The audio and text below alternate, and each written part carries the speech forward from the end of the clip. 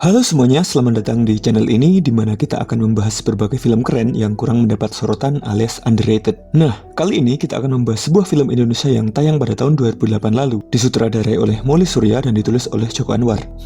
Kombinasi antara Moely Surya dan Joko Anwar aja udah menjadi jaminan kalau film ini bakal sangat dahsyat ya. Nah, judul filmnya adalah Fiksi. Yes, fiksi dengan tanda titik. Dan seperti apa ceritanya? Langsung aja masuk ke pembahasan alur lengkap fiksi dengan titik. Adegan dimulai dengan seorang perempuan yang melihat datangnya rombongan mobil ke rumahnya. Perempuan itu bernama Alisa, tetapi bukannya menyambut orang yang datang, dia malah pergi ke kamarnya dan bermain selo. Seorang perempuan parubaya mengetuk pintu kamarnya, tetapi Alisa tidak peduli. Pintu pun dibuka, dan perempuan parubaya itu mendatangi Alisa. Dia meminta Alisa untuk menemui ayahnya yang datang, dan meskipun kesal, Alisa pun turun ke lantai bawah dan menemani ayahnya makan. Waktu itu Alisa bilang ingin mencari kerja karena bosan tinggal di rumah sendirian. Namun ayahnya tidak mengizinkan dan bilang akan menambah uang jajannya. Tapi Alisa bukannya mau uang. Alisa bilang kalau dia tidak diperbolehkan kerja, dia ingin diperbolehkan ikut ayahnya pergi keluar. Tapi ayahnya juga menolak dengan alasan bahwa dia sedang bekerja. Tak lama kemudian ayahnya pergi dan Alisa pun kembali ke kamarnya. Karena kesal, Alisa mencoret foto ayahnya dan memberi tulisan monyet. Siangnya, Alisa nekat pergi ke suatu tempat bersama sopir pribadinya. Dia datang ke sebuah perusahaan digital dan ingin melamar kerja di sana. Namun, bapak-bapak pemilik usaha tidak suka dengan gaya desain Alisa.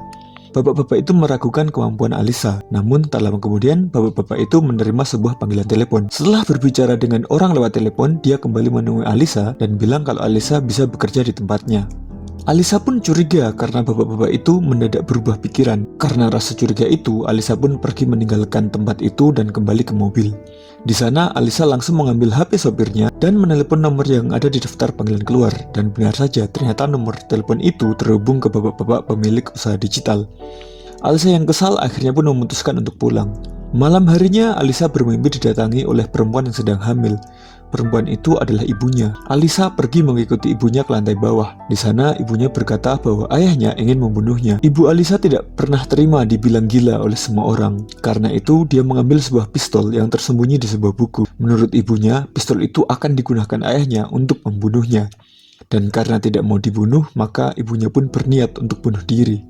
Dia meminta Alisa untuk ikut bunuh diri setelah ibunya mati. Kemudian ibunya yang sedang hamil itu menembak dirinya sendiri. Dia dan adik Alisa yang masih dalam kandungan akhirnya pun terbunuh. Alisa terbangun dari tidurnya saat sudah siang. Dia membuka jendela kamarnya yang mengarah ke sebuah kolam renang. Ternyata ada seorang laki-laki yang sedang membersihkan kolam renang itu. Setelah membersihkannya, laki-laki itu pun berenang. Alisa penasaran dengan laki-laki itu dan bertanya kepada bibi pembantunya. Menurut bibi, laki-laki itu adalah pengganti sementara Pak Pono yang sedang mudik. Menurut bibi, laki-laki itu juga sering membantu istri Pak Pono yang punya usaha warung di sekitar Blok S. Alisa pun semakin penasaran dengan laki-laki itu dan mulai mengamati gerak-geriknya. Alisa juga mengintip ketika laki-laki itu pamit pulang dan diam-diam mengambil boneka keramik berbentuk kelinci dari dalam lemari rumahnya. Beberapa saat kemudian, Alisa mengambil boneka kelinci lainnya kemudian diletakkan di lemari itu. Esok harinya, laki-laki itu datang lagi, dan setelah membersihkan kolam, dia kembali mencuri boneka kelinci yang ada di dalam lemari. Nama laki-laki itu adalah Bari, dan sayangnya menurut Bibi Tuti, Bari besok tidak akan datang karena Pak Pono sudah kembali dari mudik. Besoknya, Alisa meminta sopirnya, yaitu Pak Bambang, mengantarnya ke kawasan Blok S. Alisa pun mendatangi kawasan warung-warung pinggiran yang sangat ramai. Di sana, dia memesan es jeruk, kemudian menunggu munculnya Bari. Alisa pun menunggu sampai malam, dan akhirnya Bari muncul di sana.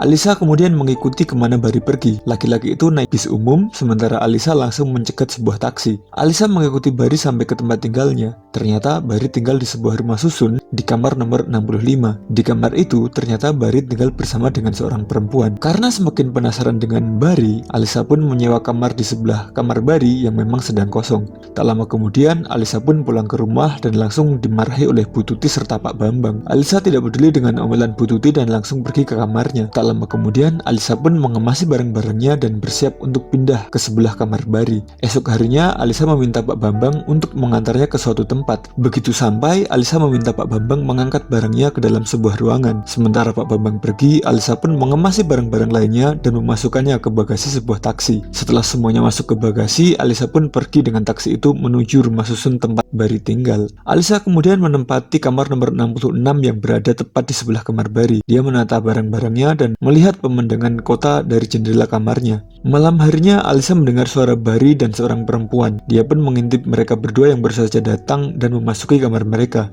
Beberapa saat kemudian, Alisa kebingungan karena wastafelnya macet. Untungnya Bari datang dan menolongnya. Bari pun membenarkan wastafel itu dan airnya pun akhirnya bisa mengalir lagi. Setelah itu, Bari mengajak Alisa untuk pergi ke kamarnya. Alisa pun ikut Bari dan dia diperkenalkan dengan perempuan bernama Renta. Di sana, Alisa mengaku bernama Mia kepada Renta dan Bari. Alisa pun awalnya ingin langsung pergi karena Renta tampak sedang belajar. Namun ternyata Renta tidak sedang belajar dan dia hanya sekedar membaca buku catatan dari kampusnya. Bari bilang kalau Renta adalah calon psikolog. Mereka berdua pun malah membahas tentang sebuah buku, dan dari obrolan itu Alisa tahu kalau Bari adalah seorang penulis. Namun menurut Renta, Bari tidak pernah menyelesaikan tulisannya. Meski begitu, Bari bilang bahwa suatu saat nanti dia akan menyelesaikan bukunya dan kemudian akan dia terbitkan. Bari yakin bahwa bukunya kelak akan menjadi bestseller. Tak lama kemudian Alisa melihat boneka-boneka kelinci yang terpajang di sana dan merupakan hasil curian Bari. Dia bertanya siapa yang menyukai kelinci dan Renta pun menjawab bahwa dia yang menyukainya. Waktu itu Bari kemudian menjadi teringat sesuatu, kemudian mengeluarkan boneka kelinci dari tas kecilnya. Renta tahu bahwa Bari mencuri lagi, tapi Bari tidak peduli karena dia mencuri dari orang kaya. Setelah itu Alisa pun bertanya Bari dan Renta itu sebenarnya teman atau saudara. Bari mencium pipi Renta kemudian bilang kalau mereka adalah teman hidup. Beberapa saat kemudian Alisa kembali ke kamarnya. Dia menempelkan kupingnya ke dinding dan mendengar samar-samar suara Bari dan Renta yang sedang bercinta. Esok harinya Alisa bermain selo di kamarnya. Karena tertarik dengan suara itu, Bari datang menemuinya. Alisa pun mengajari Bari cara bermain selo, tetapi ternyata Bari tidak bisa. Setelah itu Bari ngobrol dengan Alisa. Dia bertanya kenapa Alisa pindah ke sana. Alisa bilang kalau bapak dan ibunya sudah lama meninggal dan dia tinggal bersama Bibi. Kemudian Alisa merasa sudah waktunya dia harus tinggal sendiri. Bari kemudian bertanya apa pekerjaan Alisa. Alisa pun bilang kalau dia sedang mencari pekerjaan. Kemudian Alisa ganti bertanya apa pekerjaan Bari. Bari pun menjawab kalau dia bekerja apa saja asalkan menghasilkan uang alias serabutan. Alisa kemudian bertanya kenapa Bari tinggal di rumah susun. Bari pun berkata bahwa jika dia ingin menjadi penulis dan butuh inspirasi, maka dia harus tinggal di rumah susun. Menurut Bari, rumah susun itu seperti sirkus, orangnya bermacam-macam dan aneh-aneh. Bari kemudian menceritakan bahwa dia sudah menulis cerita yang inspirasinya datang dari berbagai orang di rumah susun itu, tetapi dia tak pernah bisa menentukan akhir dari masing-masing kisah. Menurut Bari, alasan kenapa dia belum menyelesaikan ceritanya adalah karena dia menggunakan orang-orang di rumah susun sebagai tokoh ceritanya, dan karena orang-orang itu masih hidup, maka sangat susah untuk mengakhiri kisah mereka. Setelah itu, Bari mengajak Alisa untuk berkeliling melihat para penghuni di rumah susun tersebut. Mereka pergi ke lantai 1 yang merupakan pusat bisnis dari rumah susun itu. Di sana ada apa saja, mulai dari warung makan, tempat ngopi, salon, tempat fotokopi, bahkan ada juga wartel di sana. Mereka berlanjut ke lantai 2. Menurut Bari, lantai itu ditinggali oleh keluarga biasa. Lantai 2 juga sangat ribut karena banyak anak-anak berkeliaran di sana. Bari mengajak Alisa ke lantai 3 yang dihuni oleh para waria. Menurut Bari, dari Senin sampai Kamis mereka akan menjadi laki-laki. Barulah Jumat, Sabtu, dan Minggu mereka akan menjadi perempuan. Mereka semua tinggal beramai-ramai di satu kamar. Sementara itu, lantai 4 kebanyakan diisi oleh para mbak-mbak open BO. Menurut Bari, kebanyakan dari mereka berkelas tinggi sehingga tidak terlihat seperti PSK. Mereka tinggal di rumah susun yang murah sehingga sisa uang mereka bisa ditabung dan dikirim ke keluarga mereka di kampung. Lantai 5 menurut Bari adalah sarangnya bandar narkoba. Mau cari narkoba jenis apapun semuanya bisa ditemukan di lantai itu.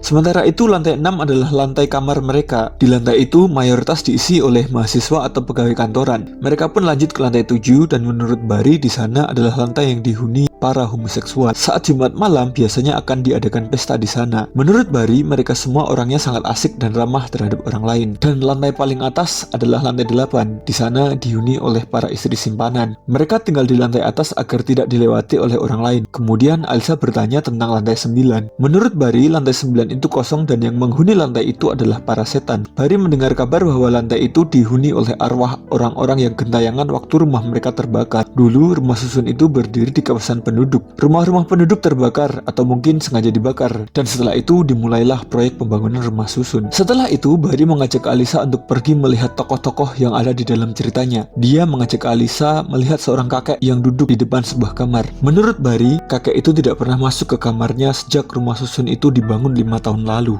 Dalam cerita Bari, alasan kakek itu tidak mau masuk adalah karena jika sang kakek masuk ke kamar berarti dia sudah kalah dan mereka telah menang. Alisa bertanya tentang siapa mereka itu. Bari pun menjawab bahwa mereka adalah orang-orang yang membakar rumah penduduk, termasuk rumah milik sang kakek. Sebagai ganti rugi, keluarga kakek itu diberi 1 unit kamar secara gratis. Namun sang kakek enggan masuk ke dalam kamar. Mereka kemudian pindah melihat ke tempat lain. Bari menunjukkan sebuah kamar di ujung yang pintunya tidak pernah terbuka. Yang tinggal di kamar itu adalah perempuan berumur 65 tahun bernama Budirah. Menurut Bari, dia sudah tinggal di situ semenjak rumah susun itu dibangun. Dahulu, dia tinggal di rumahnya yang tanahnya sekarang menjadi rumah susun itu. Alisa bertanya kenapa pintunya tidak pernah dibuka. Bari berkata bahwa itu semua karena Budirah punya banyak sekali kucing. Menurut desas-desus yang didengar Bari, Budirah masih perawan dan dia sangat menyayangi kucing-kucingnya. Dulu Budirah cuma punya satu kucing, kemudian menjadi dua, lalu beranak pinak sampai banyak. Menurut Bari, Budirah itu orangnya sedikit gila. Bari juga bilang kalau Budirah hanya mau keluar saat membuang sampah. Alisa kemudian bertanya apa menariknya menuliskan cerita tentang orang yang menyukai kucing-kucing. Bari bilang dalam ceritanya Budirah dulu pernah punya tunangan. Suatu ketika tunangannya mati terbunuh dan di samping mayat tunangannya ada seekor kucing. Budirah kemudian meyakini kalau kucing itu adalah jelmaan dari arwah tunangannya. Kemudian Budirah pun menganggap kucing-kucing yang dia pelihara adalah anak-anak dia dan tunangannya. Bari pun kemudian mengajak Alisa pergi melihat dua orang laki-laki. Yang satu bernama Rudy dan yang satunya lagi bernama Dani. Mereka adalah pasangan homoseksual. Yang menarik adalah Bari menduga bahwa mereka berdua adalah bapak dan anak. Alisa bertanya dari mana Bari tahu. Bari pun bercerita kalau dulu dia dekat dengan Dani. Suatu malam Bari pernah main ke kamarnya dan Rudy ternyata belum pulang selama 3 hari. Dani yang sedang mabuk pun lalu menangis, kemudian dia curhat kepada Bari. Secara tidak langsung Dani bercerita kalau Rudy adalah bapaknya. Menurut Bari, waktu itu ibu Dani menelepon dan bertanya dia ada di mana. Namun Dani tidak mau memberitahu lokasinya. Alisa pun kemudian bertanya dari mana Bari tahu kalau mereka adalah pasangan homoseksual. Bari bilang bahwa semua orang di sana tahu kalau mereka adalah pasangan homoseksual. Menurut Bari, dia sudah menulis semua cerita tentang orang-orang itu tetapi belum bisa menuliskan akhirnya. Alisa bertanya kenapa Bari tidak mengarangnya saja, tetapi ternyata Bari sudah mencobanya dan belum menemukan akhir yang tepat.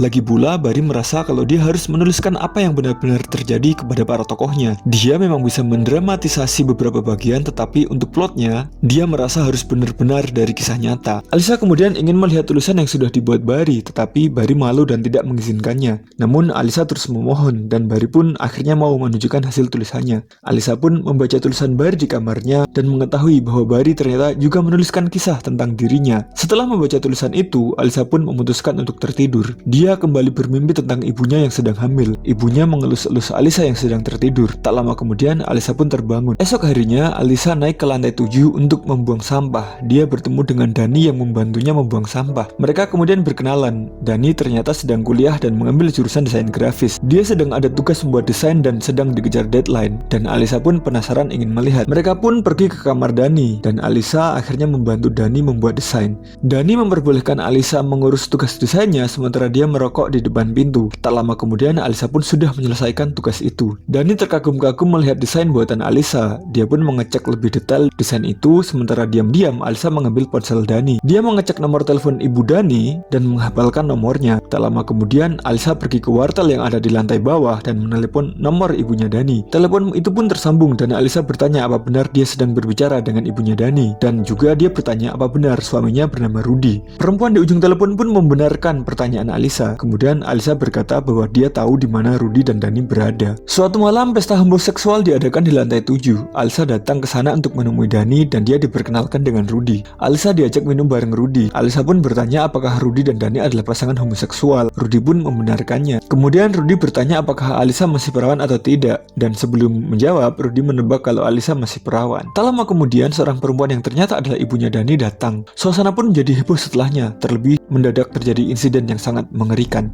Alisa pergi ke lantai 6 dan di sana Bari yang tergesa-gesa langsung menemuinya. Bari bilang bahwa dugaannya ternyata benar. Rudy dan Dani memang benar-benar bapak dan anak, atau lebih tepatnya bapak tiri. Bari bilang ibu Dani tadi datang dan menembak mati Rudy. Namun Alisa malah langsung masuk ke dalam kamarnya dan mengurung diri. Melihat gelagat aneh itu, Bari pun bertanya apa yang terjadi. Alisa berkata bahwa sebenarnya dia sedang ada di sana saat kejadian itu berlangsung. Bari pun masuk ke kamar Alisa, kemudian mendekati dan memeluk perempuan itu. Namun Alisa malah mulai meraba-raba tubuh Bari. Karena mulai risih, Bari pun berniat pergi meninggalkan kamar itu. Namun Alisa menariknya kembali ke kamar dan segera menutup pintu. Setelahnya mereka berdua pun lepas kendali dan mulai bercinta. Selesai bercinta, Bari pun merasa bersalah. Kemudian setelah berdiam diri selama beberapa saat, dia pun bergegas meninggalkan Alisa yang masih terbaring di kasurnya. Sejak kejadian itu, Bari tampak menghindari Alisa. Dia tak mau menyapa ataupun berkunjung ke kamar Alisa lagi. Suatu malam, Alisa mengambil boneka kelinci dari kopernya, kemudian pergi pergi ke kamar Bari. Renta membukakan pintu dan Alisa memberinya boneka kelinci itu. Di sana, Bari yang sedang mengetik tidak menggubris kedatangan Alisa sama sekali. Renta bilang sejak ada kejadian tragis di lantai 7, Bari langsung mendapat ide untuk mengakhiri kisah salah satu tokohnya. Setelah itu, Alisa pun berpamitan, tapi Bari masih tidak menggubrisnya sama sekali. Seperginya Alisa, Bari pun kesetanan saat menulis. Dia menghabiskan waktu dengan terus menulis karena memiliki banyak sekali ide. Sementara itu, di kamar sebelah, Alisa sedang bermain cello. Tak lama kemudian, saat malam sudah sangat larut, Bari mendatangi kamar Alisa. Alisa membuka pintu kemudian langsung memeluk Bari. Mereka berdua pun masuk ke kamar setelahnya.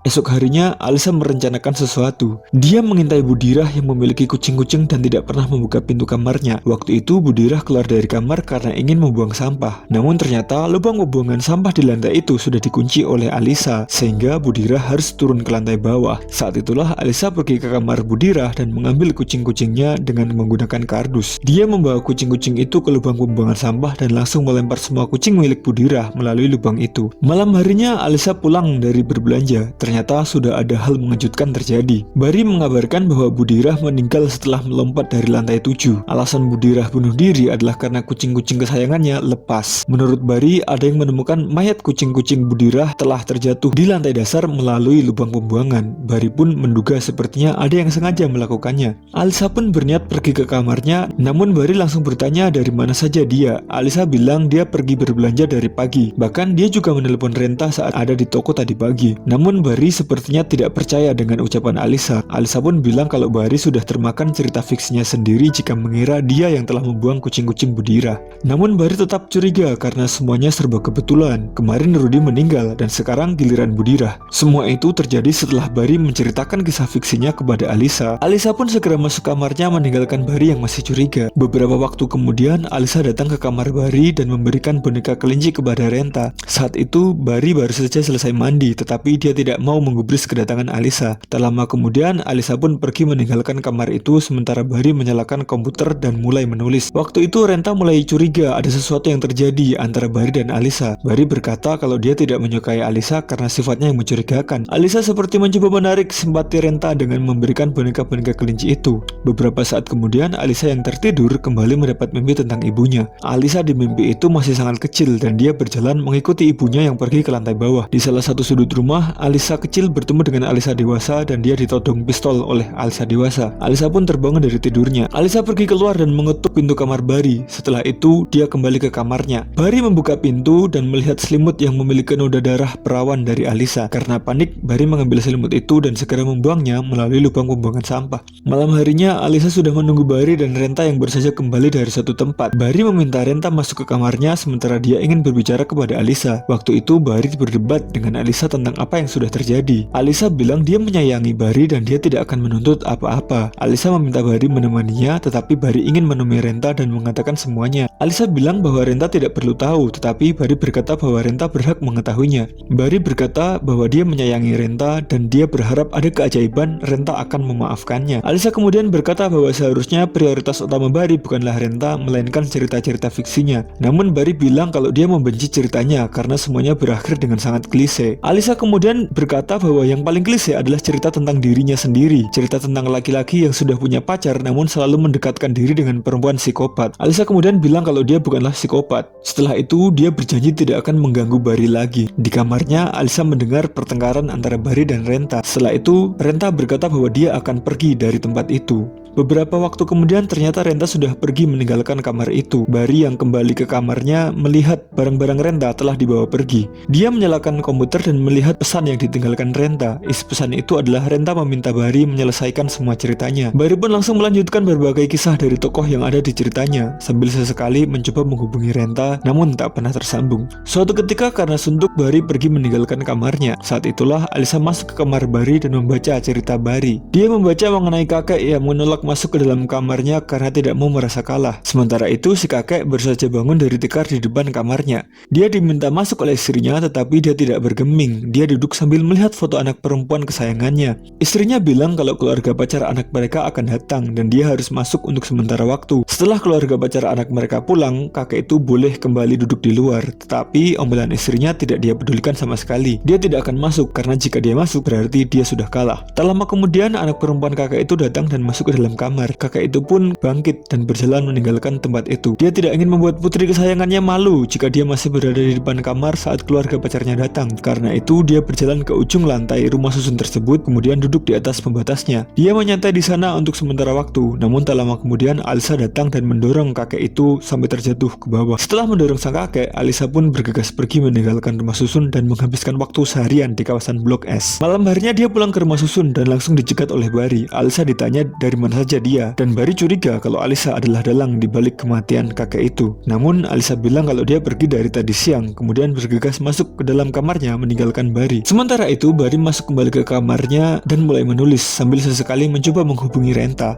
Di sisi lain, Alisa bermain cello di kamarnya sambil mengingat kejadian beberapa waktu lalu. Ternyata ketika Barry dan Renta bertengkar, Barry sempat pergi meninggalkan Renta. Saat itulah Alisa datang menemui Renta dan memintanya pergi mengikutinya. Alisa pun mengajak Renta untuk pergi ke lantai 9 yang kosong. Di sana Alisa menyekap Renta kemudian pergi ke kamar Barry. Alisa mengemasi semua barang-barang Renta kemudian meninggalkan pesan di komputer Barry yang meminta Barry untuk menyelesaikan semua cerita-ceritanya. Kembali ke masa kini, setelah selesai bermain cello, Alisa pergi ke kamar Barry yang kosong. Dia membaca cerita Barry tentang dirinya. Tak lama kemudian Barry datang dan terkejut kenapa Alisa bisa masuk ke kamarnya. Barry pun panik dan khawatir sesuatu telah terjadi pada Renta. Barry pun menggeledah kamar Alisa dan dia menemukan barang-barang Renta ada di sana. Alisa datang ke kamarnya dan Barry langsung bertanya di mana Renta saat ini. Namun Alisa malah mengatakan bahwa cerita paling menarik adalah cerita tentang Barry itu sendiri. Barry tidak peduli dan terus bertanya di mana Renta. Karena tidak mendapat jawaban, Barry pun berlari ke lantai atas karena teringat ucapan Alisa yang menanyakan soal lantai 9 beberapa waktu lalu.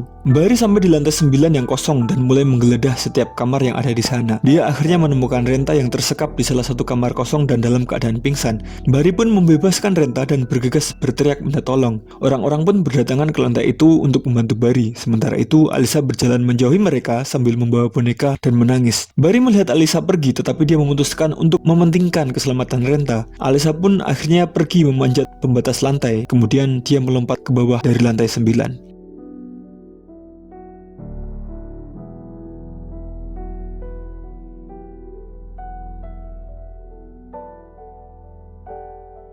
Beberapa waktu kemudian Barry berdiri di depan sebuah toko buku. Tak lama kemudian Renta datang dan mereka pun pergi meninggalkan toko buku tersebut. Di toko buku tersebut sebuah karya fiksi karangan Barry telah terpajang di etalase. Akhirnya meski melibatkan berbagai hal mengerikan, Barry berhasil menyelesaikan ceritanya dan menerbitkan karyanya. Cerita pun akhirnya selesai di sana. Begitu juga dengan video pembahasan kita kali ini. Dan terima kasih sudah menonton sampai sejauh ini dan sampai jumpa di konten berikutnya.